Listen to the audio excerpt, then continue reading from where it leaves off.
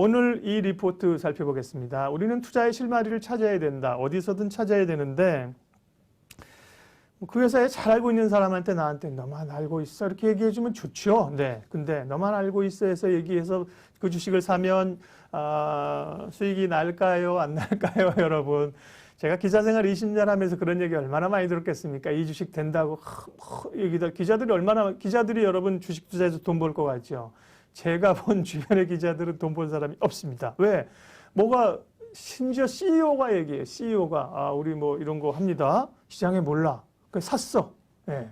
근데 안 올라 주식이. 그러면 CEO한테 기자들도 CEO를 이렇게 자주 만나고는 건 아니잖아요. 방문 쑥쑥 열고 들어가면서 뭐 삼성전자 이재용 부회장이나 무슨 사장방에 못 들어가잖아요. 근데 안 올라. 그래서 떨어져. 그래서 뭐야 이거 개털이구만. 이렇게 하면서 팔아. 그럼 나중에 올라.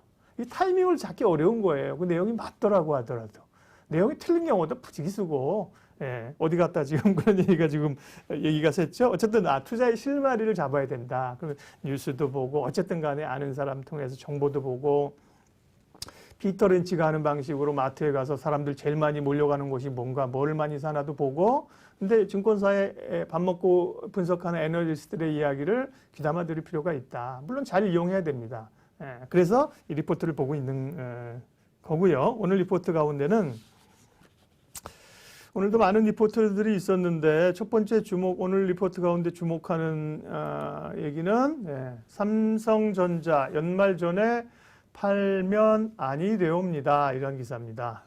또 방송 보시는 분들은 대부분 많은 분들이 주린이가 아닌 경우 주린이는 삼성전자 사서 가지고 계신 분도 있지만 트레이딩 하는 분들은 웬 삼성전자요? 지금 삼성전자 사란 얘기입니까? 이렇게 얘기하시겠지만 아니 그 흐름을 잡기 위해서 중요하다니까요. 삼성전자 투자하시는 분도 그렇고 삼성전자는 시장에 어쨌든 우리 시장의 향방이잖아요. 그런 점에서 최근에 삼성전자가 이제 고점이 사실은 싸게 사면 좋은데 한 6만 원대 부담스러운데 외국인들 얼마 사는 줄 아십니까?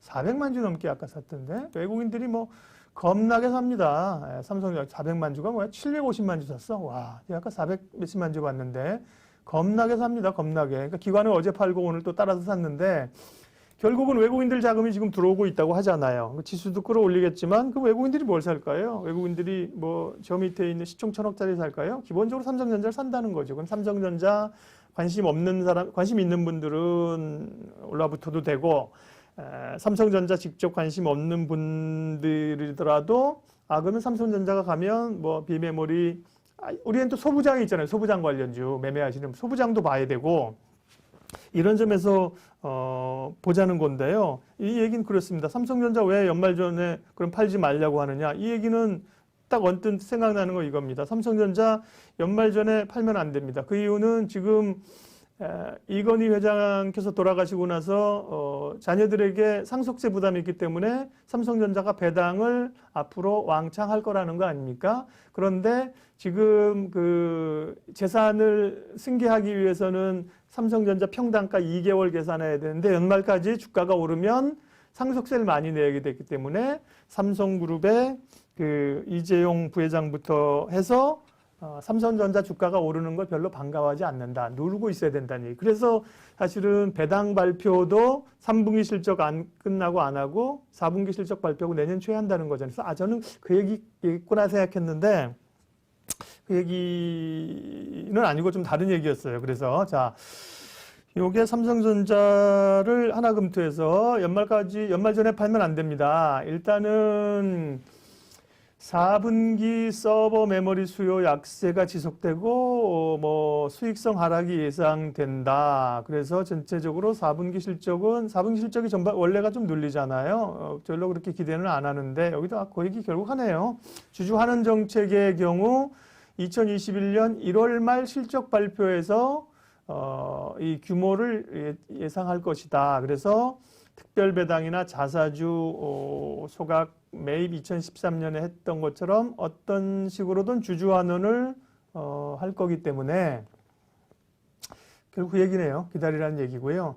4분기 영업이익은 3분기에 대비해서는 감소가 예상되지만 YOY는 늘어날 걸로 보고요. 4분기 얼마 보나 지금 전체로는 아직 안 나왔네요. 그 다음에 2021년에 낸드 비메모리 쪽에서 지금 삼성전자 주목하는 게 그거잖아요. 비메모리 쪽에서 주목되기 때문에 삼성전자 붙들고 있어라 이런 얘기를 하고 있는 겁니다. 여러분도 삼성전자 가지고 계신 분 있나요? 삼성전자보다는 하이닉스 가지고 계신 분들이 많겠죠.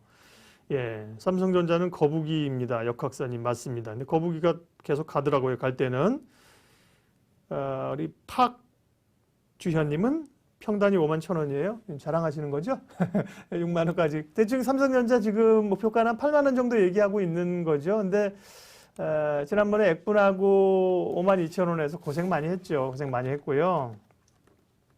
저는 사실은 더 싸게 사면 싸게 사기를 기다리고 있는데 기회를 이제 안 주는 거니까 삼성전자는 보면 대략 목표가를 제일 높게 오늘 하나금융이 86,000원 제일 높군요. KB에서 8만 원 정도 부르고 있고, 네. 4분기 주가가 부진할 때 비중 확대 기회다. 이렇게 얘기를 하고 있는데 말씀드린 것처럼 제가 이 방송에서 방송 보시는 분들에게 지금 삼전 사자고 얘기하는 거는 사실은 아닙니다. 아닌데 삼성전자는 시장의 향방을 가늠하고 있기 때문에 그 다음에 사실은 삼성전자와 관련돼서는 이런 소부장들, 셋업체들 굉장히 많다. 이런 쪽은 반도체 비메모리 쪽이라든지 계속 지금 삼성이 투자를 한다는 거잖아요. 그러니까 삼성과 엮인 회사들을 사면 되는 거거든요. 그런 것과 함께 사실은 삼성의 지배구조 관련해서는 삼성물산과 삼성생명, 네, 이 두 회사를 더 키 팩터로 보는 거죠. 그런 점에서 전자보다는 지배구조 관련된 것이라고 하면 물산이나 생명을 또 보면 됩니다. 물산 같은 경우는 오늘 많이 올랐던데요. 뭐 아직까지도 네, 매력이 충분히 가지고 있습니다. 첫 번째 오늘 삼성전자 연말까지 파시면 암니되옵니다. 가지고 계신 분들 팔지 마시래요. 그 얘기 봤고요. 두 번째는 GS 리테일이 GS 홈쇼핑과 합병을 하기로 했습니다. 그 얘기를 좀 리포트 살펴볼게요.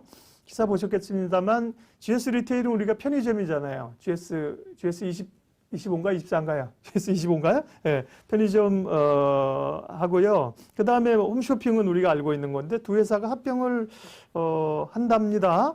그러면 사실 그렇게 그닥 사실 관심은 별로 없어요. 이 합병이 내년이고 기간도 많이 남았고 지금 뭐 사실은 쇼핑 이렇게 하면 뭐 네이버나 뭐 이런 쪽 보지 사실은 GS 홈쇼핑 보는 사람은 없는데 이렇게 굵직한 딜이 있으면 증권사에서들 자료들을 내니까요. 근데 오늘 굉장히 빨리들 자료를 냈습니다. 그래서 주가부터 한번 볼까요?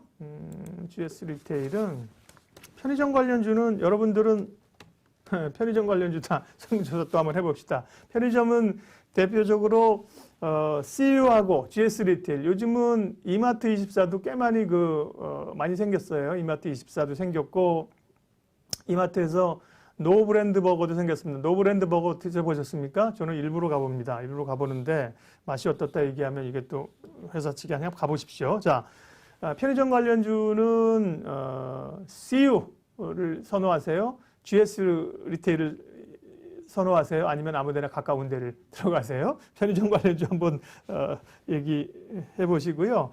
GS 리테일 같은 경우는 오늘 2.4% 올랐습니다. 뭐 나쁠 건 없다는 재료로 보이지만 합병한다. 사실은 이게 재료가 되려면 또 조금 몸집이 가벼운 회사면 이런 재료가 탄력받으면 사실 한 5% 6% 올라야 되잖아요. 그렇게 반응이 있었던 건 아니고요. GS 홈쇼핑도 상장사죠. GS 홈쇼핑. GS 홈쇼핑은 0.63% 오르는데 그쳤으니까 뭐 시장에서는 그냥 별로 반응이 그닥 했다는 거고요. 편의점 CU 가시는 분 있고, 네. 가까운 데 가시는 분이 정답이네. 가까운 데 가시는 분이 있고 세븐일레븐도 있군요. 세븐일레븐은 그거 아시죠? 일본계적인데 원래 편의점이 일본 편의점이 대박이라는 거잖아요. 지금도 일본 가신 분들 보면 편의점에 가면 정말 막 뒤로 자빠지대요. 그렇게 먹을 것도 많고 살 것도 많고. 근데 세븐일레븐이 일본계 계열 회사인데 우리나라에 처음 들어왔는데 세븐, 7시부터 밤 11시까지 한다는 게 세븐일레븐이잖아요. 그전에는 아침 뭐 한 10시에 문 열어서 오후 6시 문 닫는데 그 당시 획기적인 거죠. 아침 7시부터 밤 11시까지 한다는 게 세븐 투 일레븐이라니까요. 근데 지금은 24시간 하는 거죠. 세븐일레븐 가시는 데도 있고. 자, 그래서 오늘은 어쨌든 간에 공부하는 차원에서 뭐 어떻게 얘기하고 있나 면 분위기 좀 보자고요. GS 리테일하고 GS 홈쇼핑하고 다들 뭐 내용들은 좋다고 얘기들을 하는데요.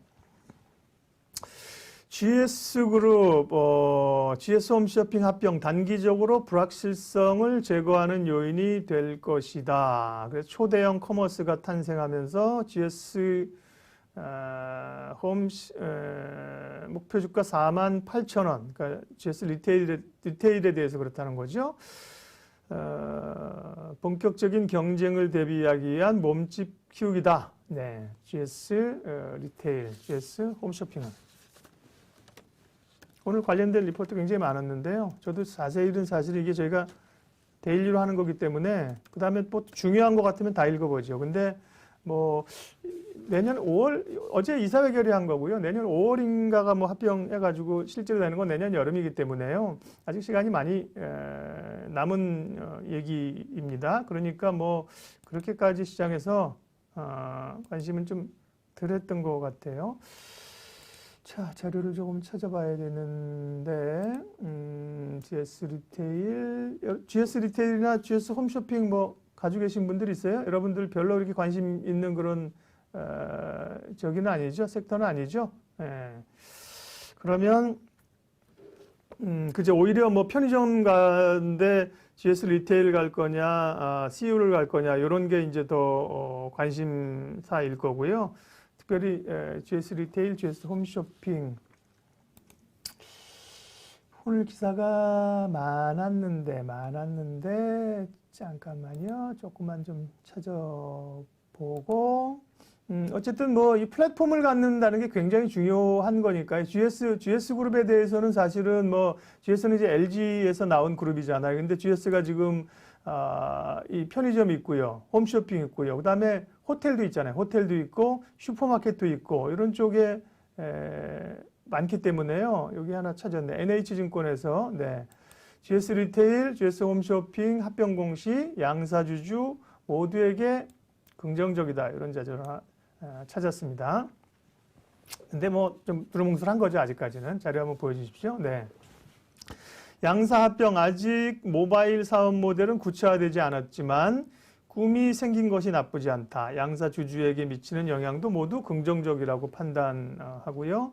합병 법인은 배당 성향을 40%까지 올려서 배당주로서의 매력도 유지할 수 있다.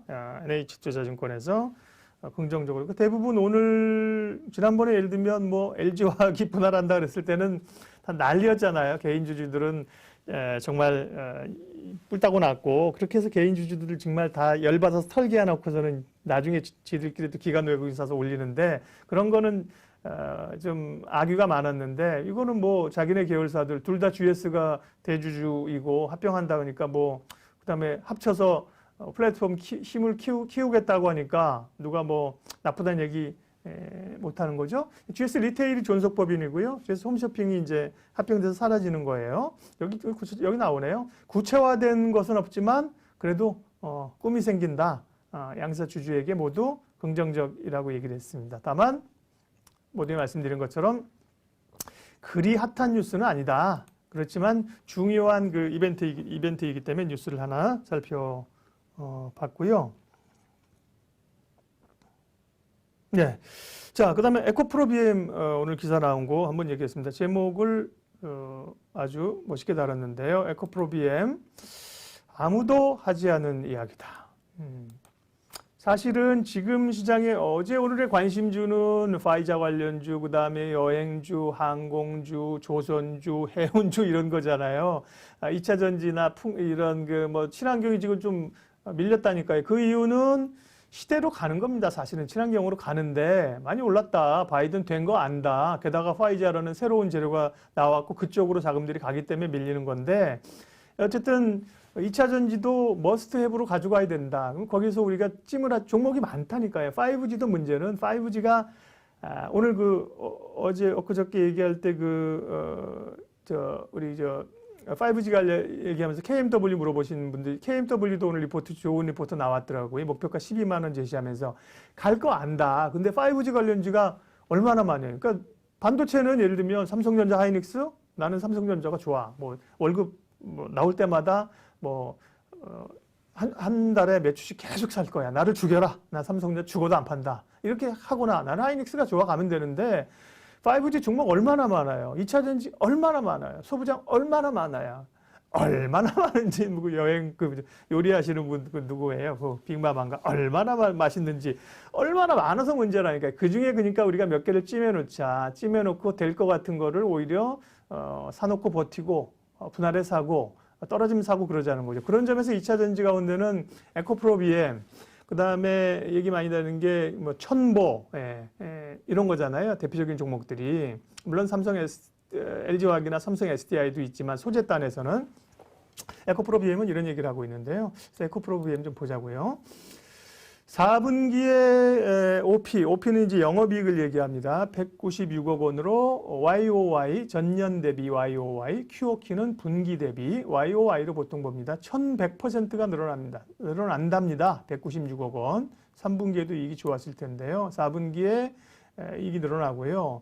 여기서 아무도 하지 않는 이야기라고 이분이 얘기하신 것은 제가 볼 때 사실 아무도 안 한 얘기는 아닌데 제목을 그렇게 달았고, 포항 공장을 이제 새로 지었나 봐요. 근데 포항 공장 캠5, 캠6 이렇게 이제 라인 이름을 지은 거겠죠. 캠5, 캠6에서 양극재 일괄 생산 체제를 적용하는데 기존의 오창에 있는, 충청도 오창 아시죠? 오창 청주 옆에 있는 오창 공장 캠1부터 캠4까지 1부터 4라인과는 차원이 다르다는 겁니다. 이제 5, 6라인이 지어지면서 포항 공장은 가격 인하 압박에도 불구하고 하이 싱글 영업이익률을 기록한다. 영업이익률을 1% 그러니까 한번 9% 나오나 보죠. 어쨌든 단단히지만 하이 싱글 영업이익을 유지한다는 거고, 그 다음에 해외 공장 설립 시에 조기 안정화 및 수익성 유지의 근간이 되고,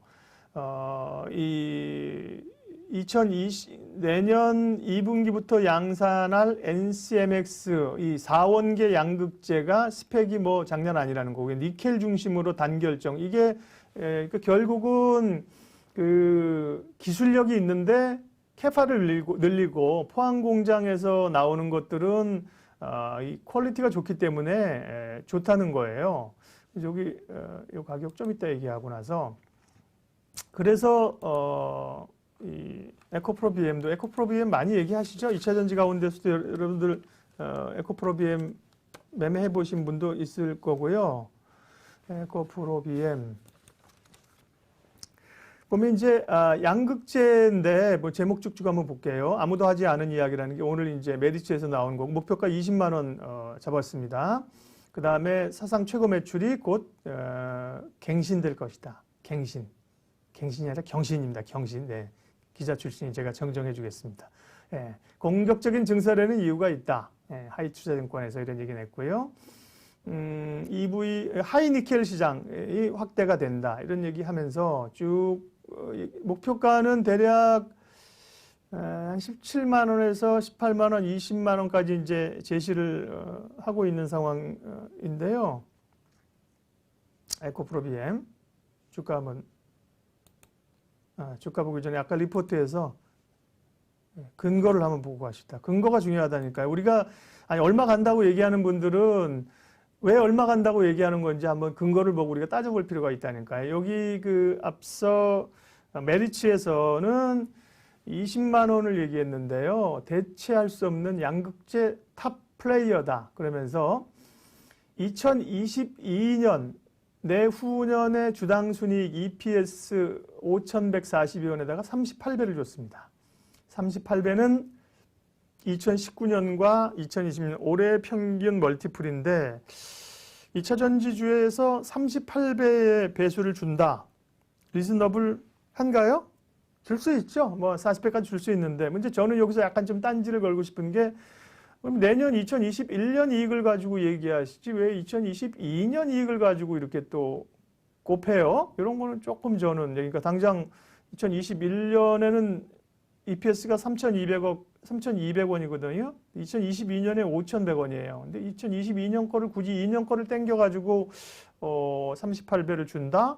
이런 것 같아요. 그러니까 이런 얘기는 이런 리포트가 이런 게 있습니다. 대부분 이제 목표가를 올렸는데 주가가 막 따라 올려가지고 목표가를 막 넘어서는 게 있어요. 그럼 애널리스트들도 당혹스럽죠. 당혹스러우면서 목표가를 올려야 되는데 뭐 여기저기서 이유를 막 찾아야 되는 거예요. 에코프로비엠이 좀 그런 거 아닌가 싶어요. 그러니까 목표가를 계속 올렸는데도 주가가 이제 올라가면서 치고 가니까 목표가를 더 올려야 되는데 뭐 말을 만들어야 되고 그냥 갈 것 같으니까 기분 좋아서 올렸습니다 이렇게 얘기할 수는 없잖아요. 그러니까 뭐 전반적인 세계 글로벌 탑 티어의 그 PR을 본다 이렇게 하면서 2022년 거를 조금 땡겨 쓴 거 아닌가 싶어요. 네. 차트를 보면 에코프로비엠이 뭐 올해 엄청난 그 사실 상승주이죠. 네, 이 상승에 대한 부담이 있기 때문에 16만 5천 원에서 11만 6천 원까지 조정받았다가 최근에 다시 이제 14만 6천 원까지 왔습니다. 목표가는 20만 원 정도 잡고 있는데요. 역시나 서둘 필요는 없다. 여기 단기적으로는 지금 바이든 얘기 나오면서 여기 또 11만 4천 원에서 14만 원 왔잖아요. 서둘 필요 없다. 왜냐하면 시장의 분위기 자체가 바이든 당선 되면서 그 전에 올랐고 되면서 올랐는데 굳이 여기서 따라갈 필요는 없는 거고 시장 흐름 자체가 어쨌든 간에 단기적으로 에너지 자체가 돈 자체가 지금 컨택 관련주로 이제 가는 거니까 그렇지만 우리가 머스트 해브로 2차 전지 가운데는 에코프로비엠 내 마음속에 찜해 놓자는 거죠. 그리고 가격이 살만한 가격대가 되면 자신 있게 그때는 갈 수 있는 거죠. 그런 점에서 우리가 이제 어제 얘기한 CS 윈드 같은 경우도 오늘 주가 많이 빠졌어요. CS 윈드도 아까 차트 봤었죠. 4%가 빠졌는데 뭐 이런 거 찜해놓고 있으면 주가 빠지는 게 좋은 거죠. 그래. 풍력, 그린 에너지 친환경 중에 결국은 뭐 2차 전지, 수소차, 풍력 이런 건 가야 된다. 풍력 가운데서는 CS 윈드가 갑이구나. 시총도 제일 높거든요. 그러면서 미국, 오늘 또 관련 그 리포트 나왔습니다. 결국, 미국의 업체들 쪽에 납품하는 쪽인데 괜찮다. 주가는 6%나 빠졌어요. 오늘? 6%나 후덜덜하게 빠졌는데 땡큐죠 뭐 이런 거 사실 기다리고 있으면 내 마음속에 찜해놓은 종목이니까. 그래서 오늘 그런 차원에서 에코프로비엠도 오늘 뭐 제가 에코프로비엠 사보자 이건 아닙니다. 아닌데 어쨌든 찜해놓자 마음속에 찜해놓는 종목으로 에코프로비엠에 대해서 보자는 말씀입니다.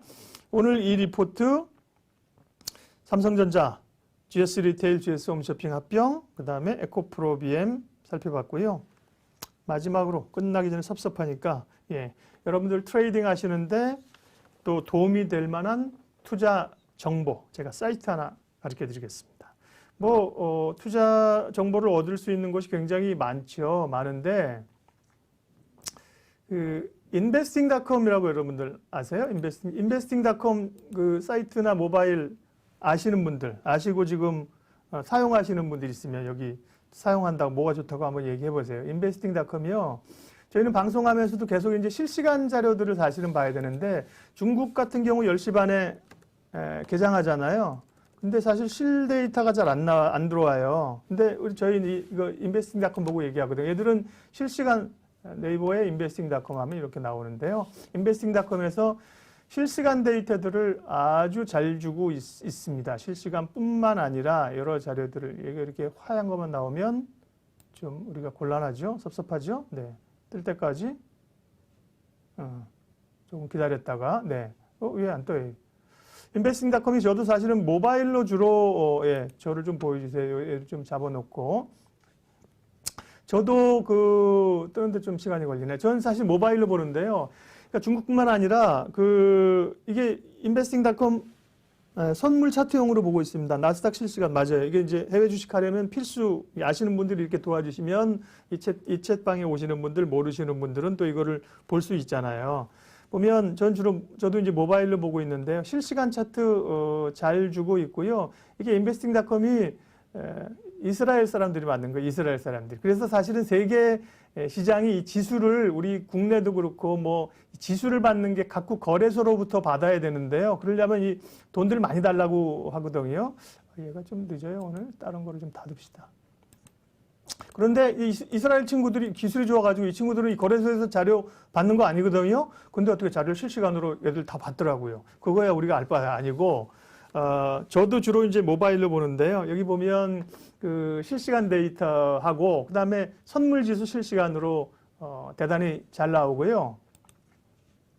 여기 보면 이제 세계 주요 지수가 쭉 나오네요. 세계 주요 지수 나오고, 지수야 뭐 사실 다 볼 수 있는 거잖아요. 지수를 보는 거, 여기 보면 이제, 지수 선물 데이터 잘 나오고, 또 이게 저도 이제 모바일 환경이 좀 익숙해가지고, 그런데 모바일 보면 여기 아마, 경제 캘린더라는 쪽 이 항목을 보시면요. 경제 캘린더 쪽에 그날, 여기도 보세요. 이제 지표 발표되는 것들 다 나옵니다. 그러니까 이제 방송에 나오시는 분들 전문가들도 오늘 뭐 발표 예정입니다.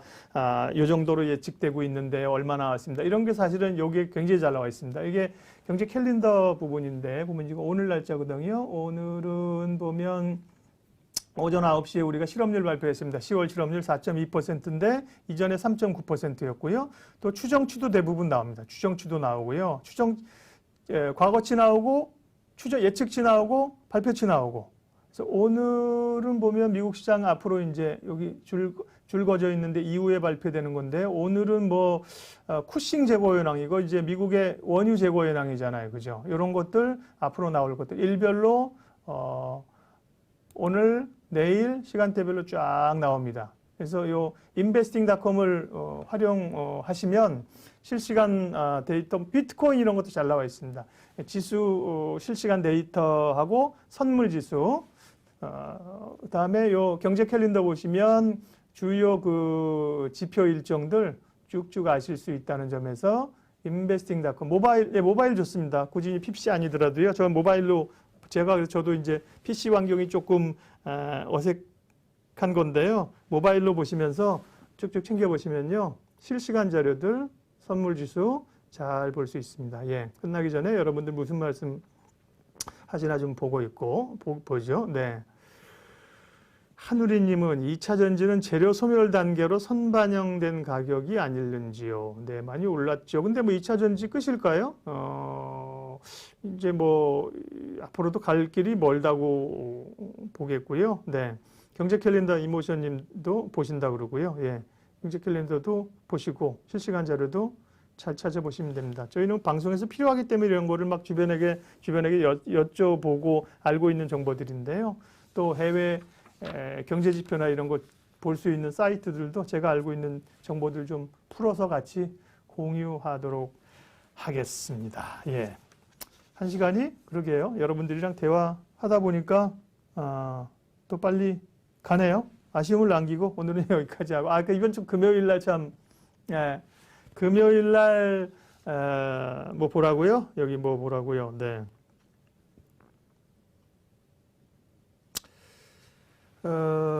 끝나기 전에 뭐 해라고요? 요즘 언택 컨택주로 몰린 것 같은데 아직 오염수 방류주에 관해서 방류주에 물려 있으면 빨리 손절하고 동향 따라가는 게 나을까요? 2차 전지 뭐 보라고 하시는 거예요?